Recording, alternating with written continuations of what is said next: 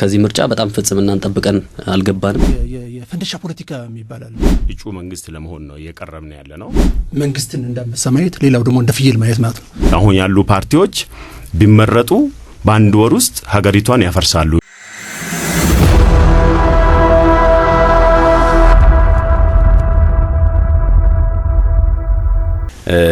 ስድስተኛው ሀገር አቀፍ ምርጫ ላይ አንዱ ተሳታፊ ፓርቲ ዜማ ነበረ። በወቅቱም ከፍተኛ ቁጥር ያላቸው እጩዎችን አቅርበዋል።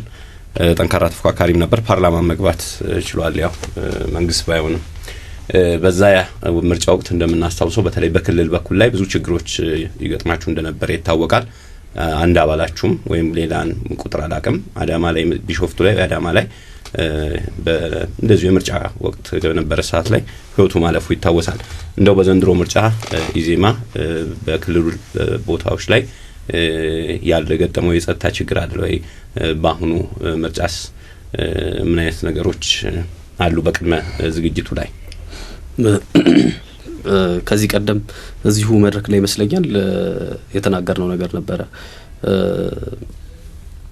ምርጫ ሲካሄድ በተለይ ወደ ታች የወረድን ስንሄድ በክልል አካባቢዎች ላይ የተወሰነ ችግሮች ከከተማው በበለጠ ያሉበት ሁኔታ ነው ያለው። ምርጫው ሊቃረብ አስቀድሞ የተለያዩ አባላቶቻችን እስር ያጋጥም ነበረ።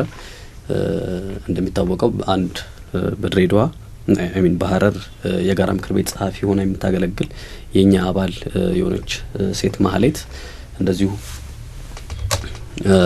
እንትን ያለችበት እስር ላይ ቆየችበት። የተለያዩ በተለይ የደቡብ አካባቢዎች ላይ ከፍተኛ የሆነ የእስርና እንዲህ አይነት ነገሮች የተበራከቱበት ሆኖ አግኝተናቸዋል። ምርጫው እየቀረበ በመጣ ወቅት ማለት ነው። እንዲህ አይነት ተግዳሮቶች ይገጥማሉ። ኤክስፔክትድም ናቸው። እንደሚታወቀው ከዚህ ምርጫ በጣም ፍጽምናን ጠብቀን አልገባንም። ፍጽምና መጠበቅ ብቻ ሳይሆን ያለን ባህል የዲሞክራሲ ባህል እዛ የደረሰ አይደለም። ስለዚህ በዛ ደረጃ አንጠብቅም። የተለያዩ ተግዳሮቶች ሊኖሩ እንደሚችሉ እናምናለን።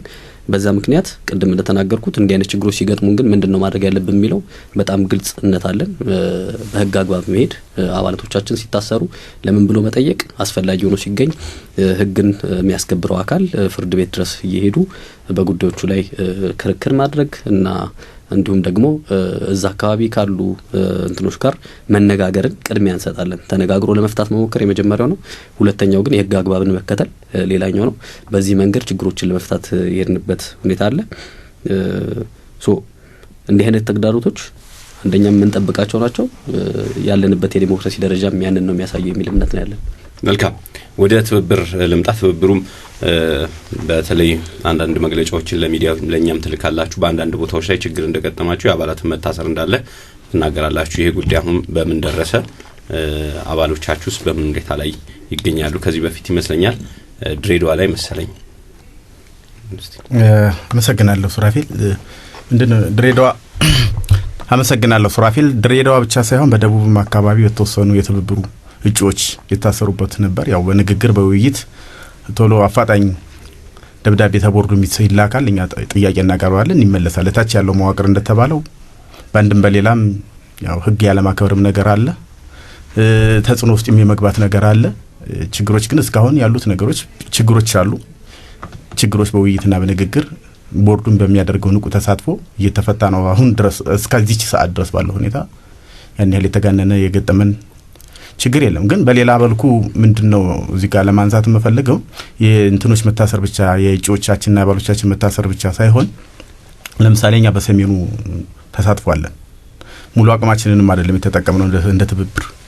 ያ ደግሞ ያደረገው የአባሎቻችን የደጋፊዎቻችን ስነ ልቦናና ፍላጎት ማጣት ነው። ያው አሁን ባለው የሰላም ሁኔታ የማህበረሰቡ መቃወስ ብዙ ነገሮች አሉ እዚያ ውስጥና ከዚያም በተወሰነ እንደው በጉትጎታ በማስተባበር ወደ እጩነት ያስመዘገብናቸው ሙሉ አቅማችንንም አይደለም ያስመዘገብናቸው እጩዎች ራሱ ተጽዕኖ ውስጥ ወደቁ። ያው በጋዜጣዊ መግለጫ ሁሉ ምንም አይነት መንቀሳቀስ እንዳትችሉ የሚል ከሌላኛው ወገን መጣ። እኛም አባሎቻችንና ደጋፊዎቻችን መጠበቅ ስለነበረብን ያው እጩ ብናስመዘግብም በተወሰነ አቅማችንን ቢሆን ያስመዘገብነው ሙሉ አቅማችንን ሳንጠቀም ያስመዘገብን ቢሆን እነሱንም ደግሞ አደጋ ላይ ላለመጣል እኛ በሰላማዊ ትግል የምንታገል ስለሆነ የጎዳናና አንዳንድ ያደራሽ ቅስቀሳዎችን በተወሰነ አካባቢ ላለማድረግ ወስነናል። ባለፈው በጋዜጣዊ መግለጫ የማይተዋል ብዬ አስባለሁ።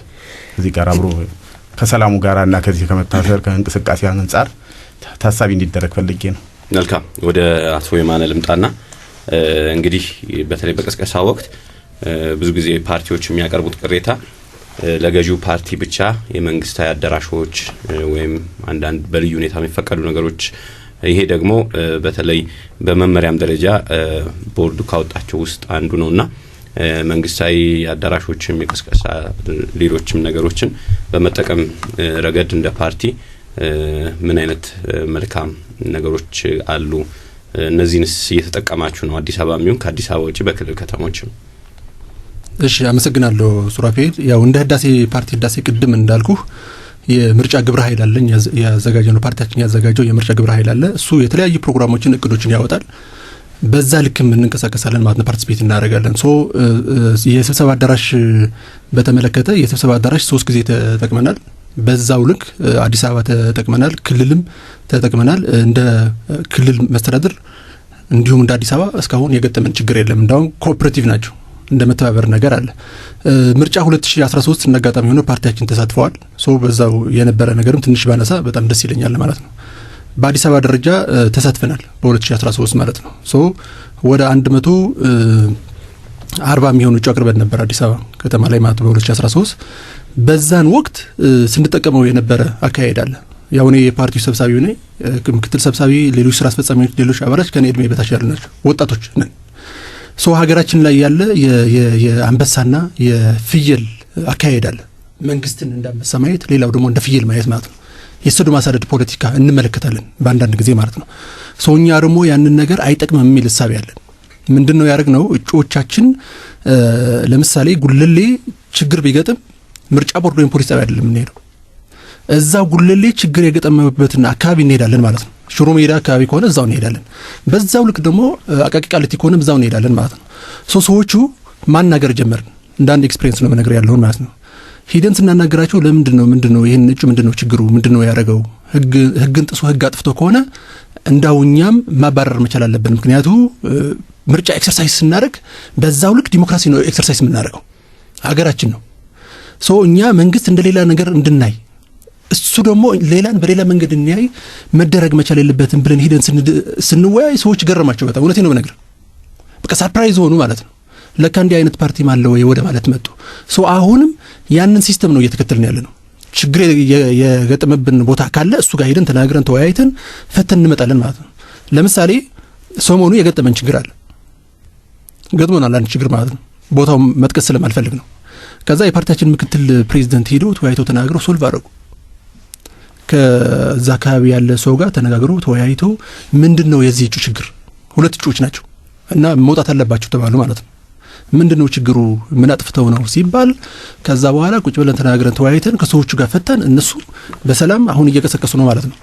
እንዳው የጎዳና ላይ ቀስቀሳ ስለምናደርግ በዛው ልክ ስንሄድ ስንንቀሳቀስ የገጠመ ችግር ማለት ነውና እኔ ለአንዳንድ ፓርቲዎች የሆነ የፈንደሻ ፖለቲካ የሚባል አለ። እንዳው ዝም ብለህ ፈንደሻ አንዴ ይፈካና መሬት ላይ የሆነ ነገር ይላል ማለት ነው። ከዛ ደግሞ የወቀሳ ፖለቲካ እንደዛ ስላለ ያንን ብንመለከት ይሄን የተሻለ ሐሳብ ይሆናል ማለት ነው። አየህ በዛ መንገድ ብንሄድ ጥሩ ነው። አሁን የስብሰባ አዳራሽ እየተጠቀመን ነው። ከመንግስት በኩልን የገጠመን ችግር የለም። እንዳውም አንዳንዶቹ ይተባበራሉ፣ ውሃም ያቀርባሉ። ተመልክቻለሁ። ምክንያቱ ያ ዊትነስ ማድረግ መቻል አለብን። መቶ ብቻ አይደለም ማውራት መቻል ያለብኝ። ውሃም ያቀርባሉ፣ አንዳንድ ነገሮችን ሰፖርት የሚያደርጋሉ፣ አይዛችሁ በርቱ የሚሉ ስላሉ በዛው ልክ አሁን ያለው ነገር ከ2013 የተሻለውን አግኝቼዋለሁ ለማለት ፈልጌ ነው። መልካም አመሰግናለሁ። ወደ መሐመድ ቦሩ ደግሞ ስመጣ እንግዲህ አጠቃላይ የፓርቲዎች ቅስቀሳ ላይ ናቸው ያሉት፣ በቅድመ ምርጫ ላይ ነው ያላችሁትና በአሁን ሰዓት እንግዲህ ትላንት እንግዲህ ይፋ ባደረገው ቦርዱ ወደ 50 ሚሊዮን ያህል ህዝብ የምርጫ ካርድ ወስዷል ወይም መምረጥ የሚችልበትን እውቅና ተሰጥቶታል። አጠቃላይ ህዝቡ አሁን ባለው የሚዲያዎቹም ቅስቀሳዎቹም ክርክሮቹም በሚገባ የፓርቲዎቹን አቋም መረዳት ችሏል።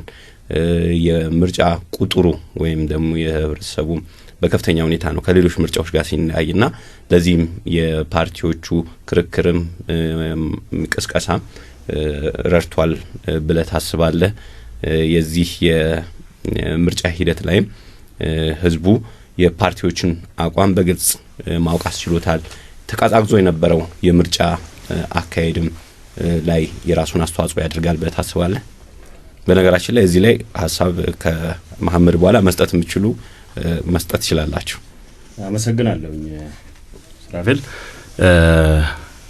በእርግጥ ያው እንግዲህ አሁን ያለው ምርጫ ተቀዛቅዟል፣ ሞቋል የሚባሉት ነገሮች በመጀመሪያ ከምዝገባው ጀምረን ስናነሳ ብዙ ከወትሮ ያልተለመዱ ነገሮች ስለሆኑ ነው። አሁን እነዚህ የእጩ ምዝገባ በዲጂታል ነው የነበረው።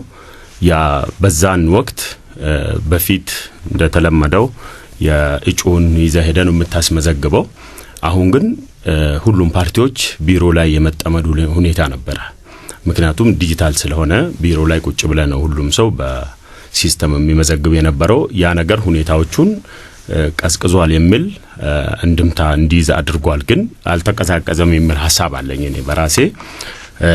ከዛ በመቀጠል ደግሞ አሁን ያሉት ፖለቲካ ፓርቲዎች ሐሳባቸውን ለህዝብ አድሬስ አድርጎ ሁሉም መራጩ ህዝብ ደግሞ ግንዛቤ አግኝቷል ብለን ብናስበው ጥሩ ነው። ግን ምንድነው እኛ ሀገር ላይ የተለመደው ሐሳብን ነው ይዘህ የምትቀርበው። ለምሳሌ እዚህ ያለነው ፓርቲዎች አራታችን እጩ መንግስት ነን። እጩ መንግስት ለመሆን ነው የቀረብን ያለነው። ስንቀርብ ደግሞ ሐሳባችን ነገ ይሄን ማህበረሰብ የምናገለግልበት ሐሳብ ነው ይዘን የምንመጣ። ይዘን የመጣነው ሐሳብ እንደዚሁ መናቆር አንዱን የመጣል ሐሳብ ሳይሆን አማራጭ የምትለውን ሐሳብ የራስን ሐሳብ ይዘ መምጣትና ህዝብ ውስጥ ማስቀመጥ ነው። በዚህ ደረጃ ትንሽ ክፍተት አለ። ምክንያቱም ያው ብሮድካስቱ ያመጣው ምርጫ ቦርድ ጋር በመነጋገር የምርጫ አጠቃቀም አዋጅም የሚዲያ አጠቃቀም አዋጅ ነበረ። እሱ ክፍተት ተፈጥሯል። ምክንያቱም ፓርቲዎች ሲገናኙ የሆነ ቦክስ ነው የሚመስለው፣ ሪሲሊንግ ውስጥ የገቡት ነው የሚመስለው እንጂ የሐሳብ ፍጭት የለም። አንተ እንዲነበርክ አንተ እንዲነበርክ የሚሉት ሐሳቦች ናቸው ሲንጸባረቁ የነበረው። ይሄ ደግሞ ለማህበረሰባችን አይጠቅምም፣ የዳቦ መልስም አይሆንም። ምክንያቱም እኛ መንግስት ለመሆን ነው እጩ መንግስት ሆነን የቀረብነው። ስንቀርብ ደግሞ ዲሲፕሊን በተሞላ መልኩ ሐሳባችን የኢኮኖሚም ይሁን የውጭ ጉዳይ ፖሊሲም ይሁን የግብርናም ይሁን ሐሳባችን ለህዝባችን አድሬስ አድርገን ህዝቡ ደግሞ እኛን ሐሳብ አይቶ የሚመርጥበት መንገድ ነው መፈጠር የነበረበት። አብዛኛው ፓርቲዎች ላይ የምናየው ግን ክርክሩ ሌላ እንድምታ ሰጥተውታል። ምክንያቱም ይሄ ከዚህ የተነሳ ራሱ እንደው ሌሎች አንጋፋ ፖለቲከኞች እስከ መሳደቡ ላይ ደረሱ አሉ። እነዚህ አሁን ያሉ ፓርቲዎች ቢመረጡ በአንድ ወር ውስጥ ሀገሪቷን ያፈርሳሉ የሚል እንደዚህ አይነት እንደምታው ላይ ተሰጠበታል። ይሄ ከምን የተነሳ ነው ብለን ብናየው ወደ ራሳችን ነው የምንመልሰው። ከሐሳብ ይልቅ ዝም ብለን ያ ስድብ ፖለቲካ ላይ ስለገባን ነው የሚል ሐሳብ ነው ያለኝ እኔ። ግን ማህበረሰባችን ፓርቲው ማን ነው ሐሳቡን ሲያቀርበው ምን አማራጭ ሐሳብ ይዞልኝ መጥቷል የሚለውን ራሱ ለህዝቡ ነው የሚተወው። ምክንያቱም ገና ወደ ሜዳ እየገባን ስለሆነ ማለት ነው።